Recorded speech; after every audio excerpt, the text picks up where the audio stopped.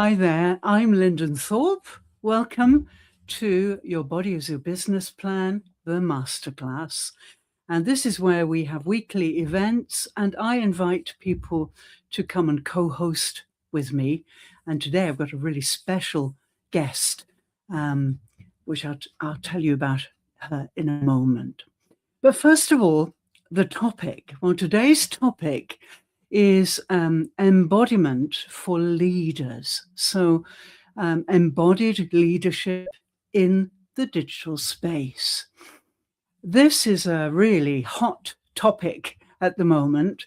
So LinkedIn members and YouTubers, you're tuning into this and we're going to be really giving you some gems here, I think.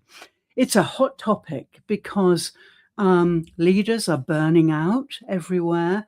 And both my guest and myself, we work closely with leaders and I work with burnout. So I do lots of burnout work.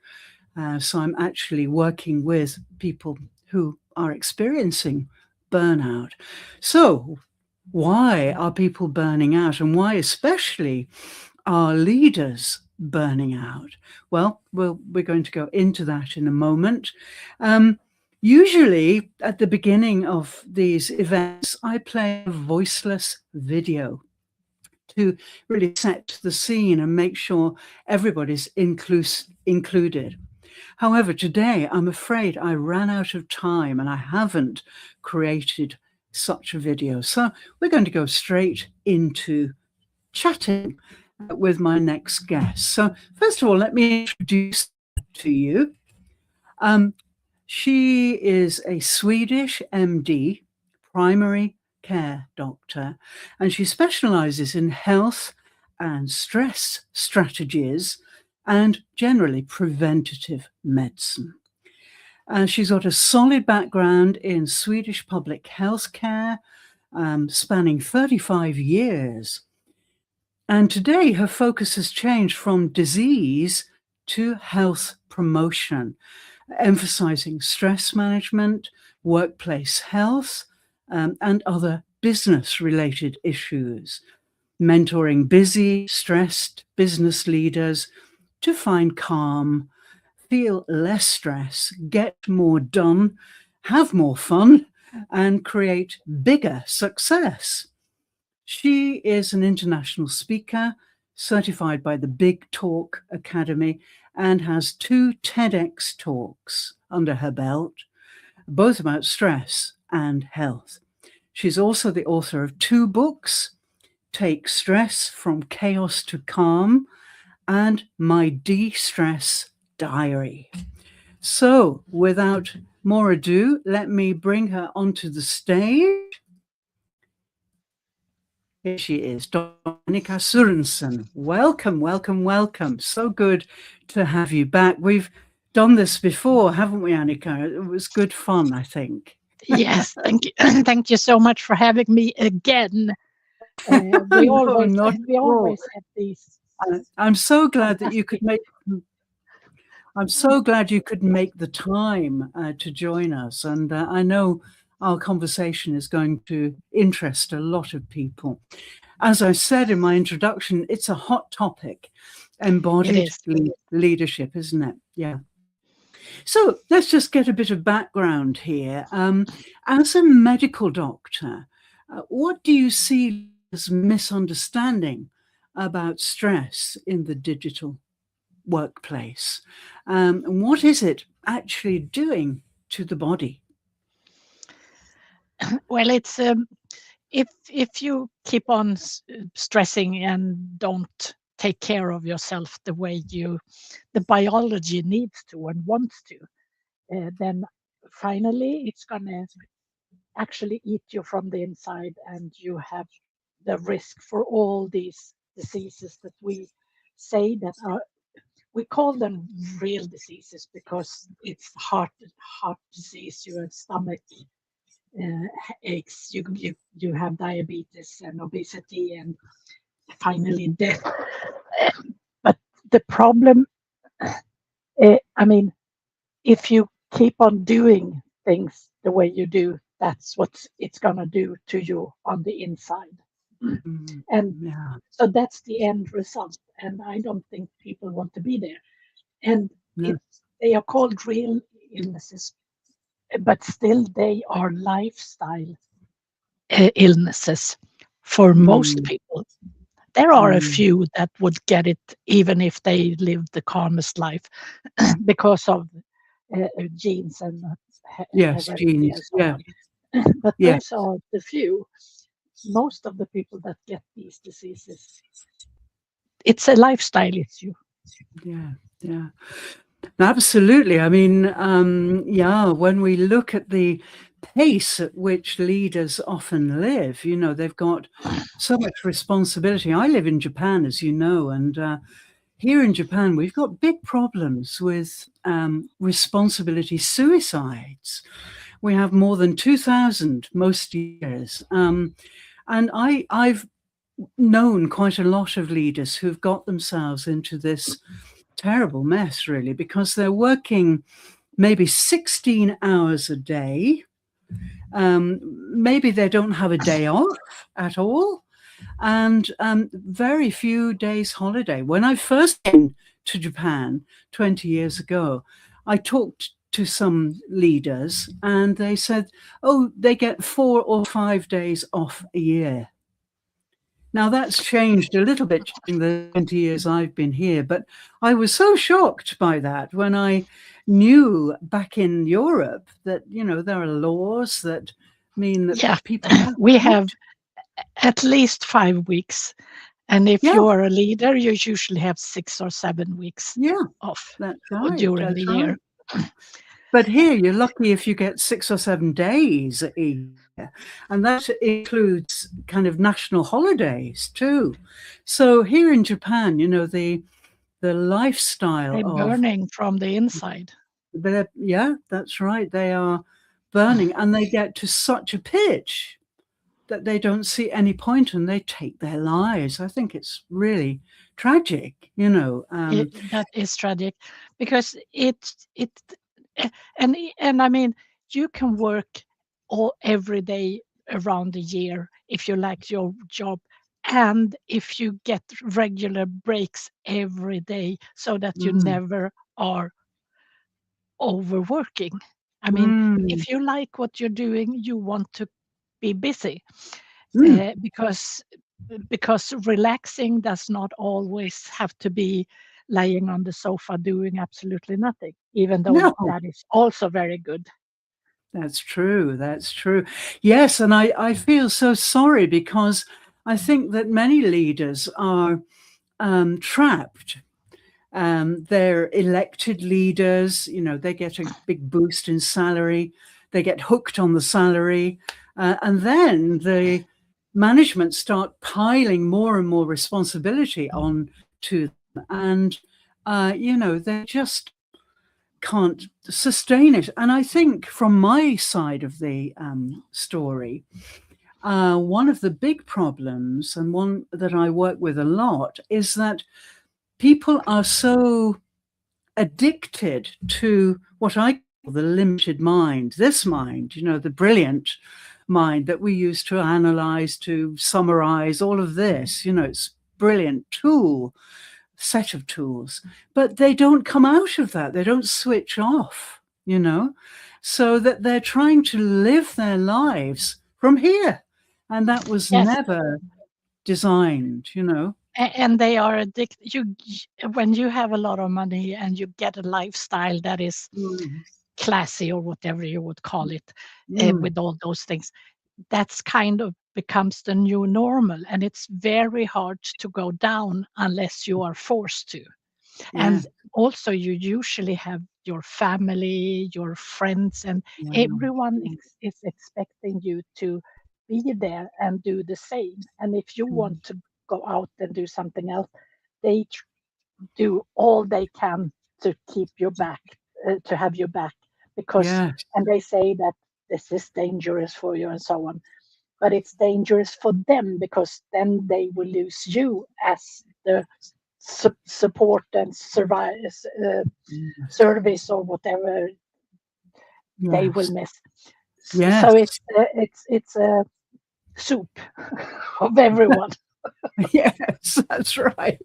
Yeah, I think it's crazy. And another thing that really fascinates me, and again, this is something I'm working to get the message across on, is that we are so busy people pleasing, Hmm. so busy getting approval, getting eulogies, getting praise, and so on. We're so busy doing that. That very often we neglect the connection with our own self. Many of the leaders who burn out, from my side, are completely disconnected from their true nature. So they're living from here upwards, Yeah, yeah. You, And you just think, you don't feel. no, that's right. And so the nervous system is kind of damaged in many cases, in some ways, and recovery is really difficult. So, I work as hard as I can to help people avoid this. And, if it's as simple as stopping people pleasing and really thinking about yourself, in fact, having self-compassion for you, and staying with you and your needs as a leader, then we can find some kind of balance that way, so that Yeah. you're doing your job, but you're not neglecting yourself. And of course, in extreme cases, that is what happens. Yeah, and when when you take care of yourself and you honor yourself, you often become a nicer person to be with, because you are more relaxed and you can see other people and see their needs in a total different way, and you can be the one that is supporting them, not only by telling them you did right or you did wrong with the fact, but they can give them feelings, Yeah. and that will be a good thing in the communication with your people. Yes, absolutely. And I mean, I've experienced it myself. I mean, I've been a leader myself. I still am as a business owner. Um, and in my previous work, which was academic, as an academic in university teaching, um, as a leader myself, I had to work really hard to push away all these extra demands which were being put on my shoulders. And I just had to say no, and I wasn't very popular because of that. I knew. I mean, I've never personally burnt out, but I know many people who have. And I knew that if I just followed their demands, I would definitely burn out. So I said no, Yeah. and thus I became the most unpopular teacher on the campus, because they called Good me, for you. Kibishi Thorp. Kibishi in Japanese means very strict. I wasn't very strict at all. I was just preserving my life, Yes. But I think this is a big problem, that leaders are seeking the kind of fame and adoration of their teams, and they Yes, and put that. yeah, Go it ahead. becomes a vicious circle, Yeah, because when you start that process, it kind of winds up all the time. You yeah. ask for more and more, and your people can be more and more stingy back, and you kind of get into, I don't know, something you don't want. Yes, yeah, right. A good Yeah, and we word. see here And Marlene says saying no yes, needs no Marley's explanation. No, here. it doesn't.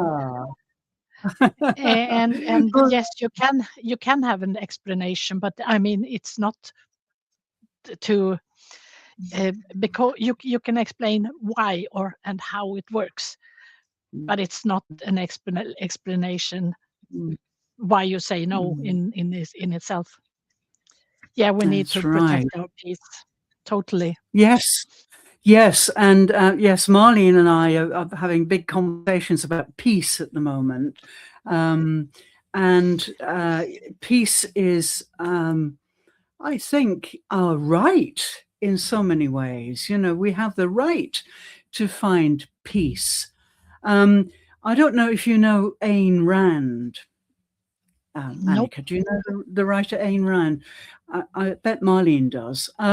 She's one of my heroes. She was a Soviet defective at the beginning of the 20th century. He actually experienced 3 or 4 years of living under the Soviets when they took over after the revolution. But she defected, she escaped. And that experience gave birth to a whole philosophy, and she calls it objectivism. And one of the things she said so clearly was we have a moral duty to be peaceful and happy. We have a moral duty. She, of course, was a philosopher, but I totally agree with that. We do, and we owe it to ourselves. Yes, especially to ourselves, I would say. Yes. And to our children and those that are close, that are dependent on you. Yes, indeed. Yeah. All around us, we do need to take care of them as well. So yeah, peace is so important. So when we say embodied leadership, and of course, Dr. Greenleaf knows a lot about this too. She is a leadership coach and so on. And so please join in, Martin, please do. When we say embodied leadership online, because that's what it amounts to these days, what does that mean in physiological terms? Not spiritual, not motivational, not biological, perhaps, but how does the physiology fit in for you as a medic? Well, doing things online makes you have to be able to sit right and to have a surrounding that is good enough, with not too much sound and so on. So you have to have a place where you actually can feel safe. Because if you don't feel safe and you have to kind of look for all the things that coming on the side all the time, then you cannot be present. Because it in leadership in real life, it's about being present and seeing people in the eyes and talking and being with them. When you're online, it's so much harder because you have no idea what they are doing. People, it can look like they are sitting listening. It can be a black screen. And and that still makes you have to be, it maybe sounds crazy to say that, but you have to be more perfect. Do you understand what I mean? Yes, I do. Yes, I do. Yes, of course. There's a big conflict going on at the moment in the business world between performance and presence, isn't there? And you know, for me, real presence, as you say, when we're online, we have to be kind of larger than life, if you like. And I always think about particularly skaters, figure skaters. I love watching people skate, professionals skate. And, you know, the style of skating has really changed over the last 10 years. And now all of the gestures that they make in the middle of these huge arenas has to be like 10 times bigger than it would normally be, so that people can actually see what they're doing. So, you know, if they have to open their mouth, then they have to really open their mouth so that people can see it. So when I think of, presence online through the screen, being able to communicate through a screen, then I think we have to be very careful about our sincerity too. For me, self-sincerity is really important. So I know that if I'm honest with me, then whatever I say and however I portray myself online will get through. And Yeah, I believe that's our hope for the future, when we spend more and more time online, probably, as the global community grows and grows. And it will maybe become our refuge again, as it did during the COVID scare a few years yes, ago.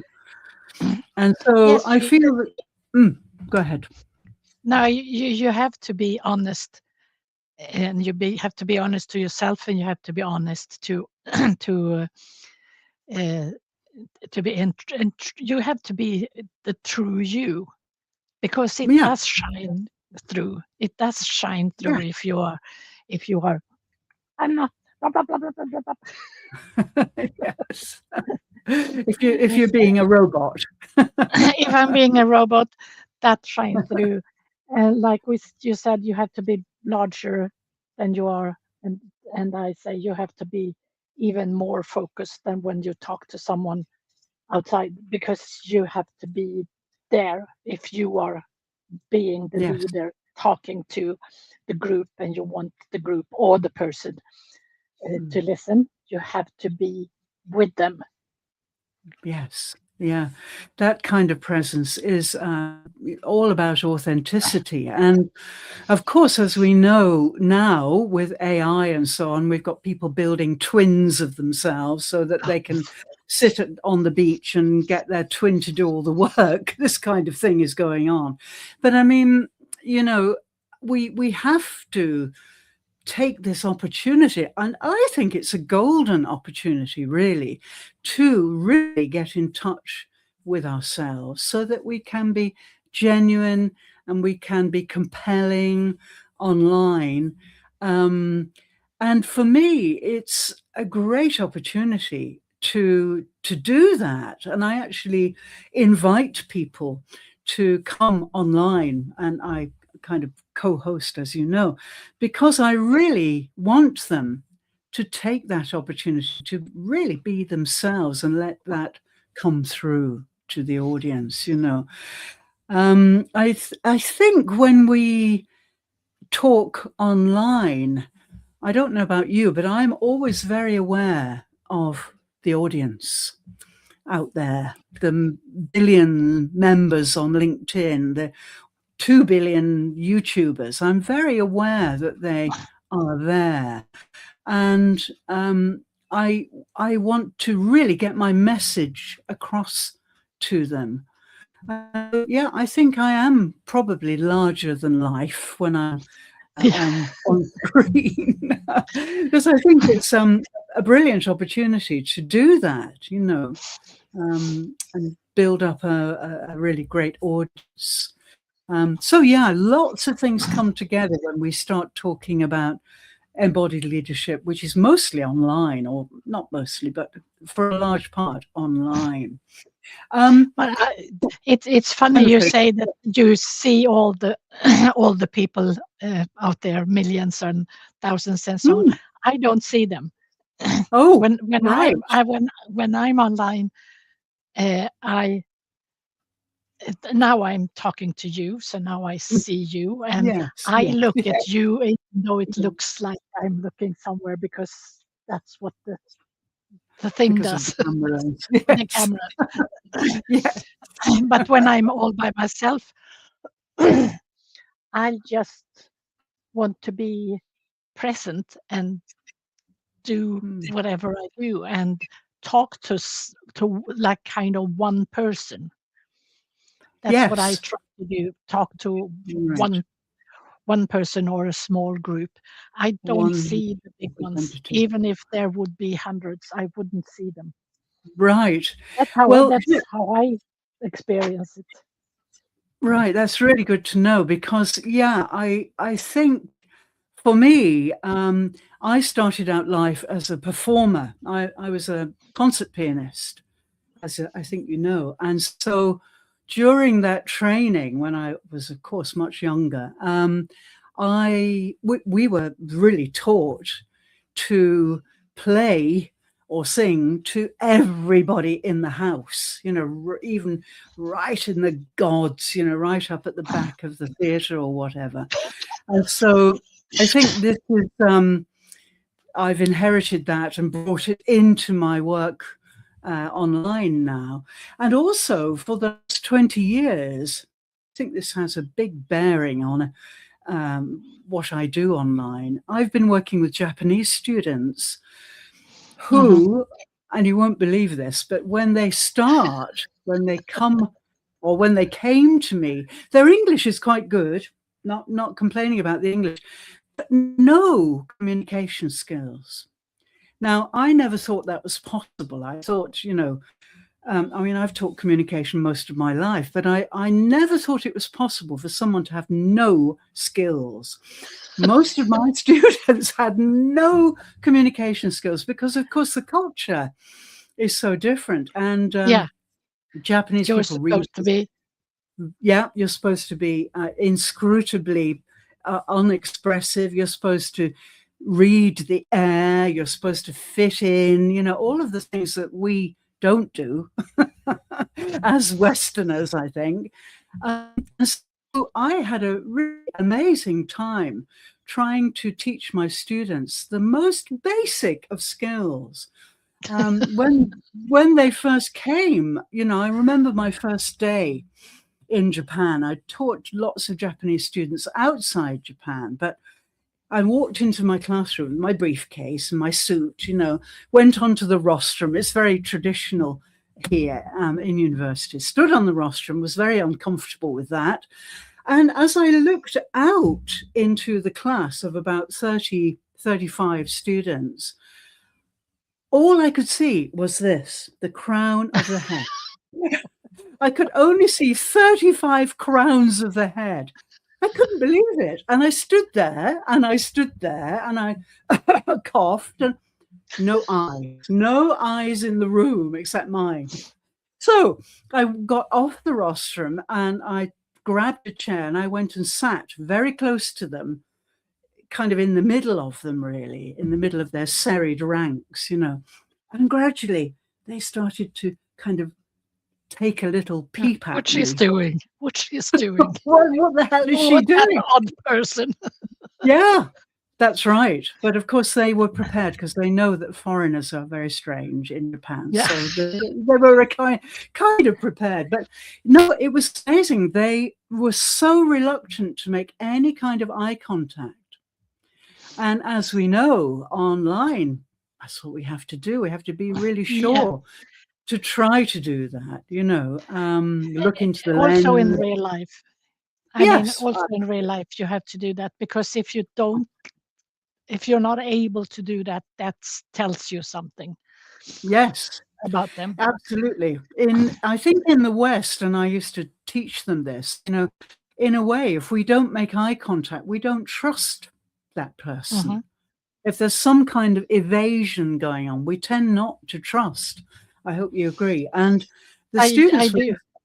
Yeah, good. The students were amazed when I told them that. And they said, oh, but we don't have to look at each other to trust each other. And I said, well, in the West, you do. And you will be treated with very strange kind of looks if you don't do that. And people will get tired and walk away. So, yeah, it was really hard to get them to realize that if they're going out into the global community, which, you know, many of them were, they need these real life skills and they need to be able to communicate. So it would take maybe a whole term, whole semester for them to actually get to the point where they would look at me when they spoke. Yeah, and then they become odd people in their world. Yeah, and they have to kind of defend themselves from okay, I am now. I'm a little bit Western. Uh, Yes, yes, please, yes. please like me anyway. Well, I mean, I understand that, and I was always sympathetic to that. But most of my students would say, "Oh no, I love it. I love making eye contact now. Now you've taught us to do it and given us permission.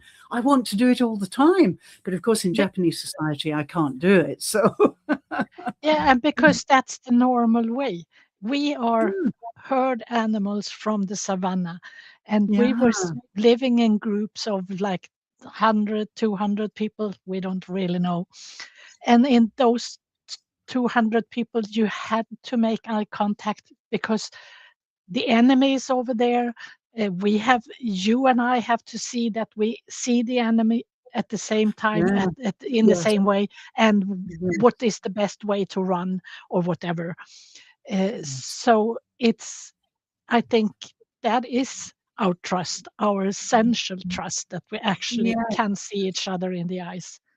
yes. And of course, a lot of spiritual training is about being able to really look people deep in the eyes without flinching, stare them out, so to speak. And I And think they're looking. yeah, I think it does really communicate trust and love. I think because I think eyes can communicate love in a very special way. And that's one Yeah. of the things my students really pointed out. So I talked about this, and they said, "Oh yes, we long to do this. We long to express how much we like you and how much we love you." They fell in love with me because I was so strange, and we want to show that. Teach us.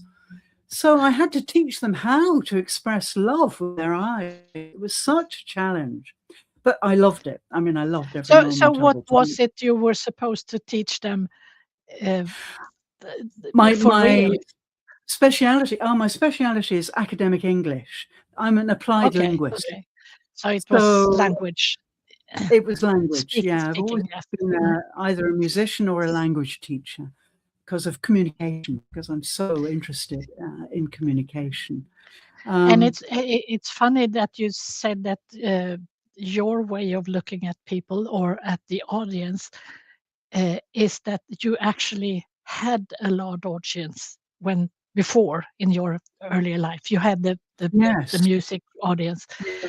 Yes. And Yeah. I come from a place where I hated to stand on stage and talk because when uh, over the years in medical life, when you had been to a course or something like that, you were supposed to report to the rest of the people, and they were usually not very interested, but you Mm, had to do it because that's the rule. mm. So I kind of hated to do those I presentations see. because Mm. so I didn't really look at anyone, or maybe the one person that did look like they were interested. They were And it was interested. not until I started my company and started to work with the stress management, and I've been to two different big the Big Talk Academy, and I also been in Bali for a week of training to Ah, be on so you stage. actually did. Wow. Wow. So and that changed my way of doing things and my Mm, thoughts around it. Uh, mm. and and the you know what the big difference was, or the big thing that helped me understand what I'm doing on stage is that it's not about you, because I was scared to death. It's all about them. They don't Yeah. care who you are, really. No, no, probably. And Yeah. when I could get that into my brain here, Mm. I could find it very interesting to to to to speak and have lectures and class and all those things. that's where I come from. Yeah, But I see. I'm used to looking at one person at a time. Right, right. Yes, well, of course. I mean, I mentioned this because that's what I had to do in teaching presentation skills to my Japanese students. I had to really lay everything out for them. And one of the things that I got them to do very early on was eye movements. So I'd get them to use their eyes in many different ways. And we'd practice, together. I'd say, right, look right at the back of the room. Let's go into this big theater. Look right at the back. Now look right at the front row. Now look right in the central aisle. And we'd really practice that. And then actually it worked really well because they, of course, one of the things they really hated was presenting to their peers, because they were so scared of peer criticism. So I never asked them to do that. I always arranged for other classes to come in and watch them. So they weren't presenting to their peers, and they loved that. They got into a state of quite sort of excitement because they were talking to people they didn't know. And to them, it was more comfortable. Yes, and I think they were proud and outside their box. And they were proud that they could get there and be there because they have never been taught to get out of their box before. So true with Japanese. Yeah, it was so liberating, and enjoyed it so much. So yeah, recently actually, I've been maybe you've seen this. I've been interviewing a Broadway star who is a Japanese woman living in New York. She's called Minami Yusui. We did a 3-part interview series. Now, she and I put together our heads, and we tried to find lots of things that would be useful for business people, from performing, from our combined performing experience, her from acting school and playing big parts on Broadway, and me with my music and also my teaching, often teaching 500 people, in big lecture halls and things like that. And it was really fascinating how many things we could bring into forum. For example, stage fright. Now, as a musician, as an actor, of course, you start off having stage fright, and you do really rigorous training to try and get rid of that. Things like silent rehearsal, things like mindful moments before you go out and so on. And we got a great response from the business world. They'd never thought of it like that before, because they'd never thought of being that present, if you see what I mean.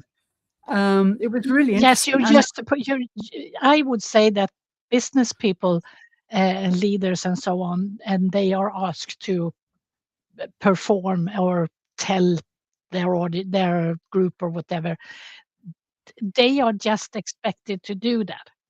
And that's something that most people never train on, even if you do a little of it in school, and a few of them like it, and they usually become people for stages and so on, and the rest of them don't like it, and they just see it as a chore that they have to do, and they do it as fast as possible without any feelings, and just get it over with, because they're not trained. And I think that so many business people out there are like this, and they have a hard time to actually give their work group what they really need, because what they really need is that to look at them, and that's because that was what I learned when I was talking, that it's not about me, it's about them. It's always about them. Yes, absolutely. I totally agree. And this Broadway star, gave this very interesting story. She said when she started her acting career, she went to the first class, and she's very beautiful. She's got a very high forehead, which many Japanese have, very, very aristocratic looking. But she hated it. So she always wore her hair here, all covering it as much as possible. So in the first class, so amazing for her, because in the first class, she was picked out quite soon. And the teacher said, Minami, why are you covering your face with your hair? And she was so shocked and said, oh, I always wear my hair like this. So he said to her, no longer we want to see who you are. So she had to scrape her hair back, pin it back, push up with her beautiful forehead. And at that moment, she said, I realized I'd got the complete wrong idea about acting. I thought acting was on somebody else's role. But no, it's not. It's about being authentic. It's about you knowing who you are so that you can step into other roles. But you have to do it with authenticity. Otherwise, it's not effective. So she was so shocked by this kind of enlightenment. And then she said, and then I took the next 6 months trying to find out who I was, because I had no idea who I was. So yes. I think that's a very interesting story, isn't it?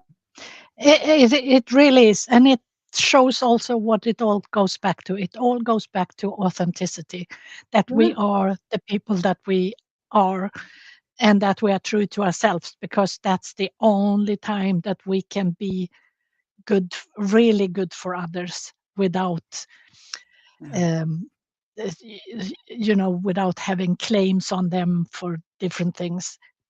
Yes. Yes. But just, I am who I am, and I see you for what you are, because you can't see them for what they are if you are locked up in your own space. That's right. Yes, that's right. So the polished professional, that learns their scripts and their word perfect, and they have the fancy presentations going on, very often their words fall on stony ground because they're hollow, because it's a trained eruption of words. Yeah, yes, that's a good way of putting it. A trained eruption of words. I might quote you on that. That sounds great. Yeah. You might quote it just yeah, I get it. I do.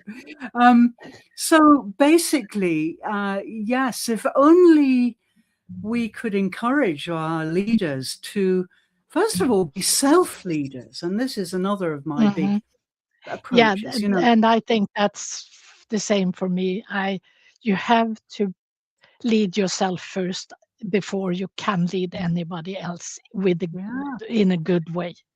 Yeah. It's like on the it's like on the airplane.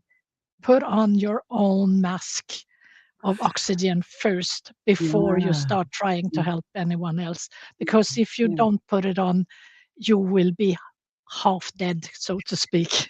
And what you will do with others will not be. But then you can't help any others. Absolutely. Yes. And,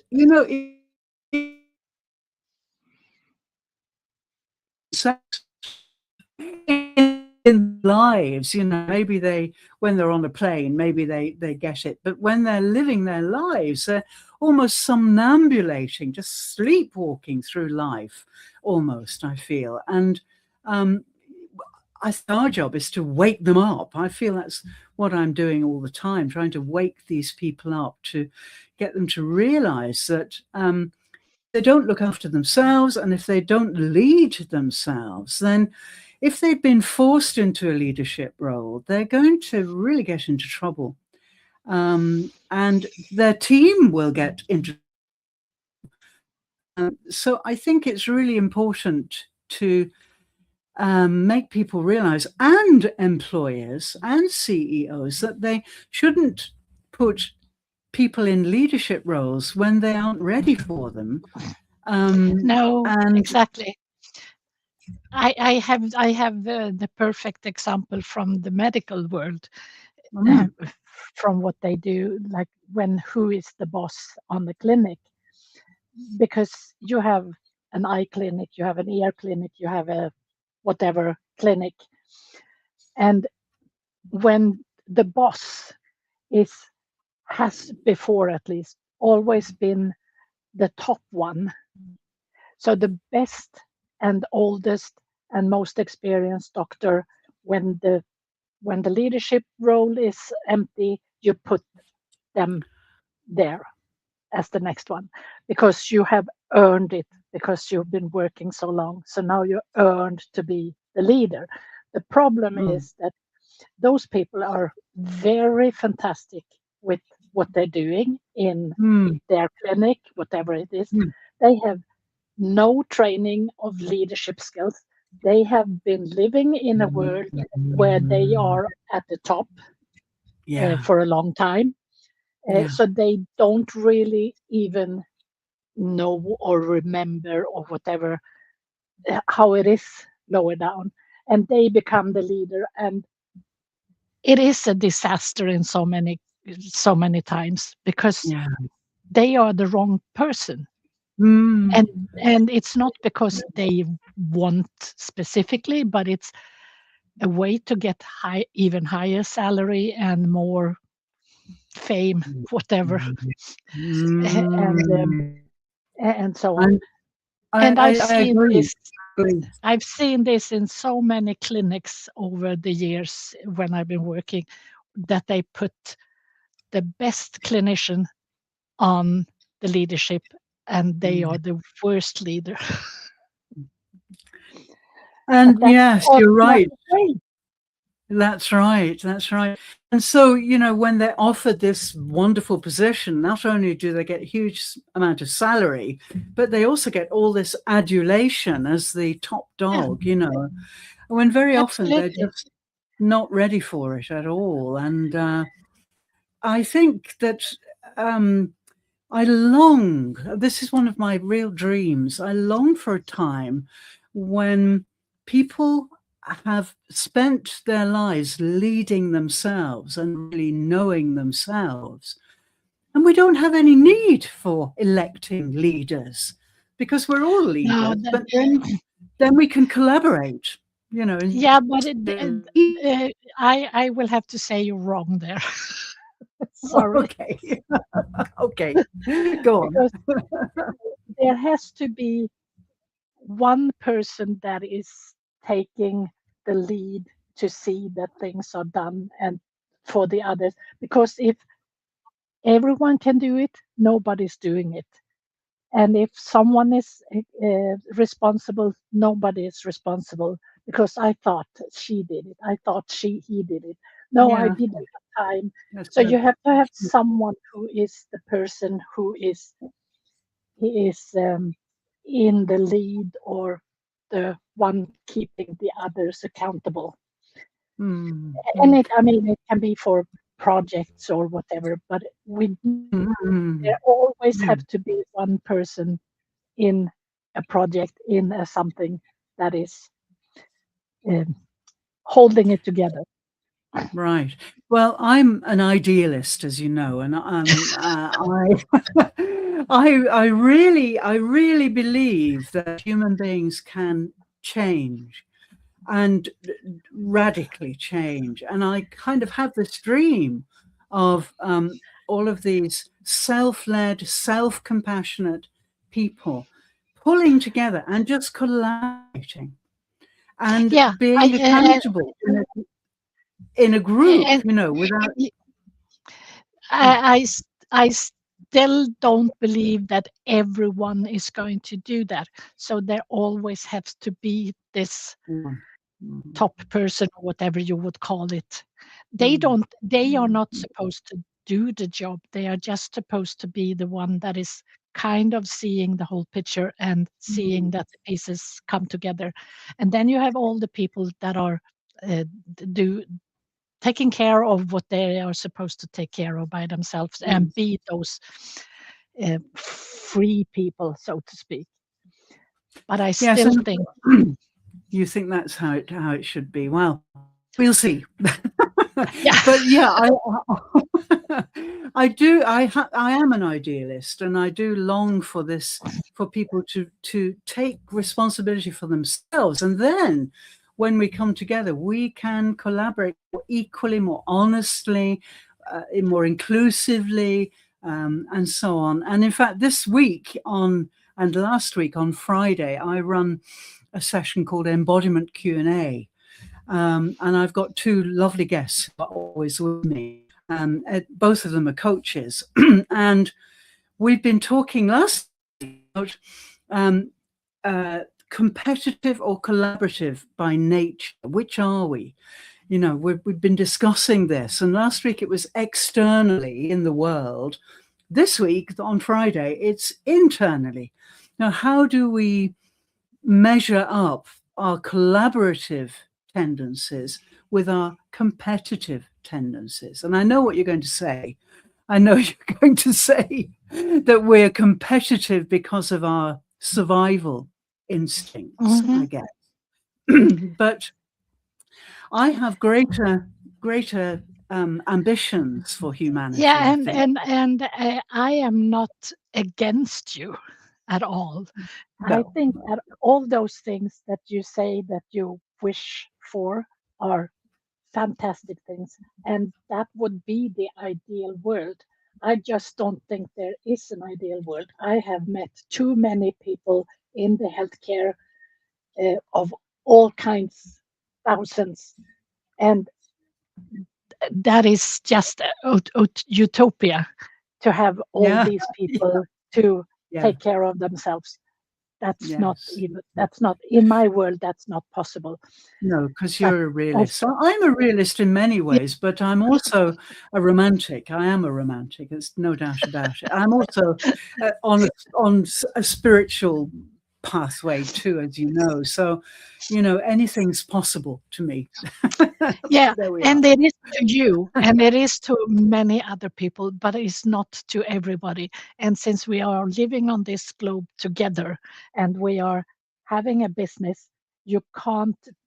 You can't just find idealists and perfect people for that, for every company that is. That's not. It doesn't work that way. No, I'm sorry. I get it. But I know secretly you agree with me, so it's all right. I do agree with what you're aiming for, but I don't think it's possible with the people or with everyone on the globe to do this. You're maybe right. We'll see. We'll see. Yeah. And yes, I am. I'm a positive realist. You are indeed. And I am too. But I also have this other kind of my writer's mind. I'm a writer really at heart. And so, you know, I think, you know, when we write, anything is possible, you know. So and I'm kind of left when we talk about the brains, I guess. Oh, make a good pair now. Yeah. So we're running out of time, Annika. It's gone so quickly. I had so many other things I wanted to ask you. Let me just finish off by asking you. I know you work with leaders, and I was just wondering how you coach voice, how you get their voices to really be not only authentic but loud enough, the right tone. Do you work with the voice? I don't work with things like that specifically, but if we do discuss it, I of course talk about as much as I know. I'm not a specialist in voice, but I'm a specialist at sitting in a hall listening to other people talking because I've been to so many places. So I know what I expect and need to be able to hear and to be clear. And I am teaching and trying to help people to understand that you have to be clear with what you're saying, that it has to be congruent, and that you actually don't talk about this and that, but instead say what this and that is. Because some people can have a big sentence and they say this and that 10 times, and in the end, you have no idea what they're talking about, even though it was supposed to be clear. So I'm a lot for Simplifying. also in writing when that Mm. you have to be, can I understand it? Do I Mm. know what I'm going to? Mm. Yeah, this is so important. I mean, I do deal physically with the voice, but that's because of my background. But Yeah.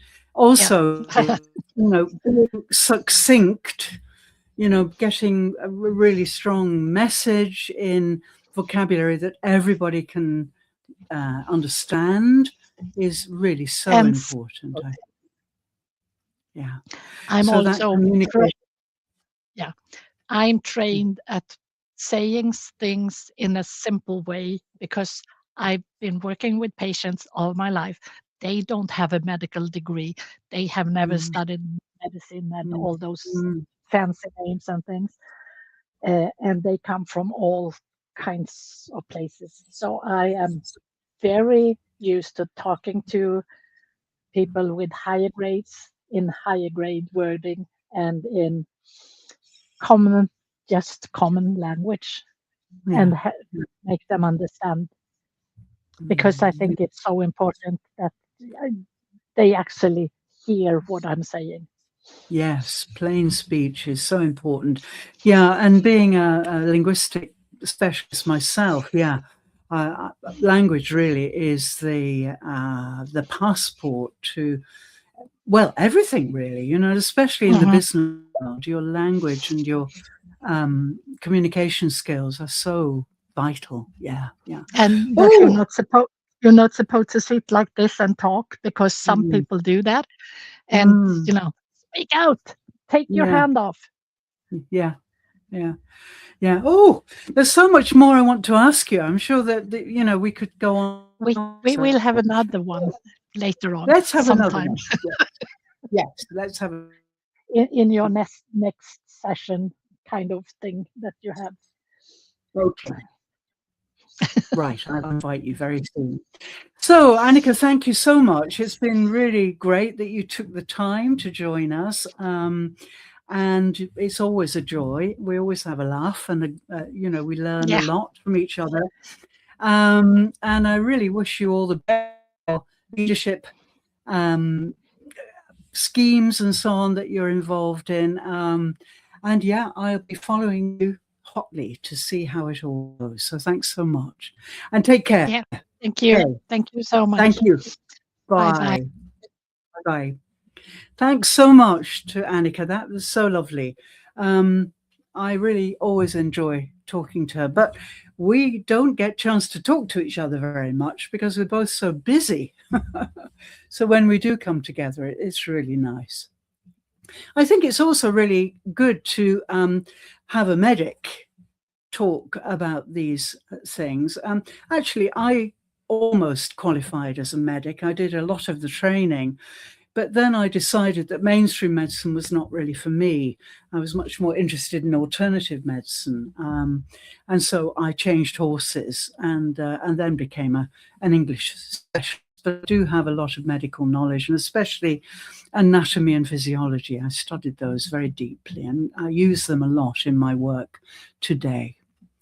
So, thanks so much for coming today. If you've attended live, thanks so much. And Marlene Greenleaf, thanks so much for joining us.